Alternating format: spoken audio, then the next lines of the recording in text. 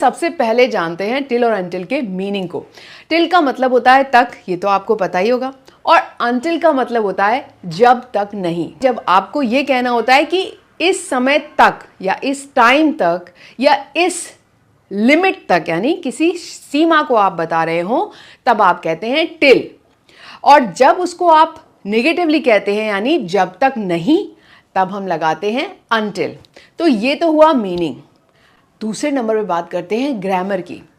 तो क्या इनके ग्रामर में फर्क है, यानी टिल का प्रयोग होता है अफर्मेटिव और अंटिल का प्रयोग होता है नेगेटिव सेंटेंसेस के साथ? तो आंसर है नहीं, इनके सिर्फ मीनिंग में अंतर है। आप टिल और अंटिल का प्रयोग एग्जैक्टली सेम सेंटेंसेस में भी कर सकते हैं, बस कहने का अंदाज बदल जाएगा। कैसे, समझते हैं इस सेंटेंस के एग्जाम्पल से। जैसे आप कह सकते हैं वेट टिल आई कम, यानी मेरे आने तक इंतजार करो। तो आपने इसको कैसे कहा? वेट टिल आई कम। लेकिन इसी को आप टिल की जगह अंटिल में भी कह सकते थे, वेट अंटिल आई कम।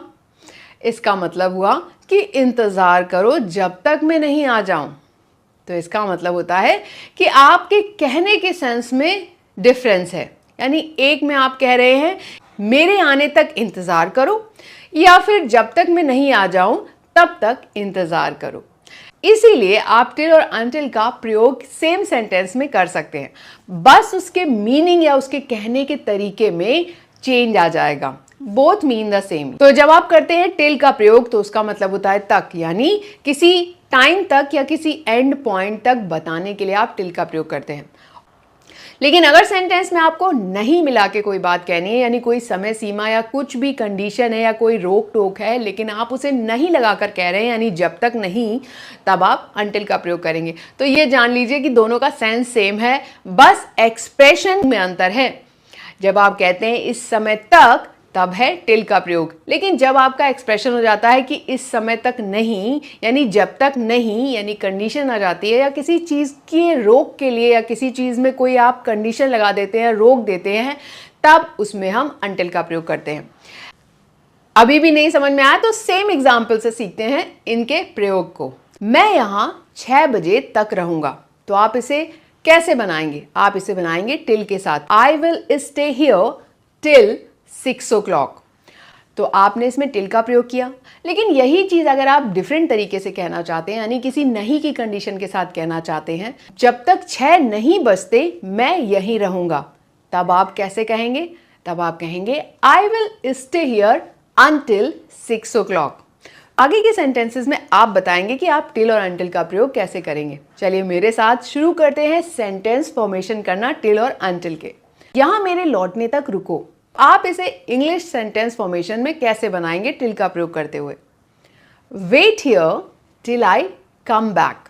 लेकिन अगर आपको इसी सेंटेंस को इस तरह से कहना हो, यहां जब तक मैं वापस नहीं आ जाता रुको, या फिर जब तक मैं वापस नहीं आ जाता यहां रुको। Wait here until I come back. तो देखा ना आपने कि दोनों ही सेंटेंस में आप टिल और अंटिल का प्रयोग कर सकते हैं। टीचर के आने तक बात मत करो, don't talk till the teacher comes. अगर आपको इसी को कहना हो जब तक टीचर नहीं आते बात मत करो, तब आप कहेंगे don't talk until the teacher comes. दुकान रात 9 बजे तक खुली रहती है, तो आप इसे इंग्लिश में कहेंगे the shop is open till 9 PM।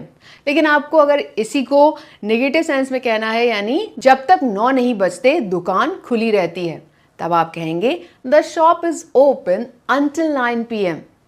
तो आप सेम सेंटेंस में टिल और अंटिल लगा सकते हैं, बस उसके एक्सप्रेशन यानी उसको कहने के तरीके में अंतर आ जाता है।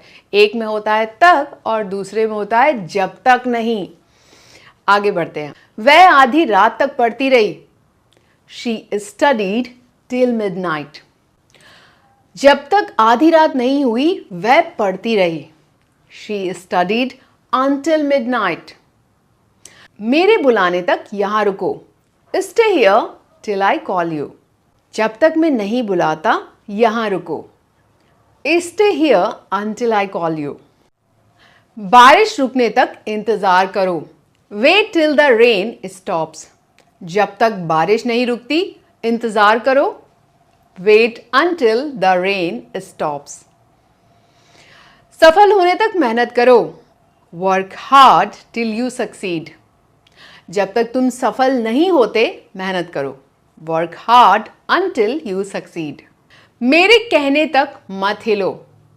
डोंट मूव टिल आई से, जब तक मैं नहीं कहता मत हिलो। Don't move until I say। सूरज ढलने तक खेलो। प्ले टिल सनसेट, जब तक सूरज नहीं ढलता खेलो। Play until sunset. तो अब आपने जाना टिल और until का फर्क। है ना आसान मेरे साथ, क्योंकि मैं लाती हूं इंग्लिश को सरल बनाकर। Bye bye.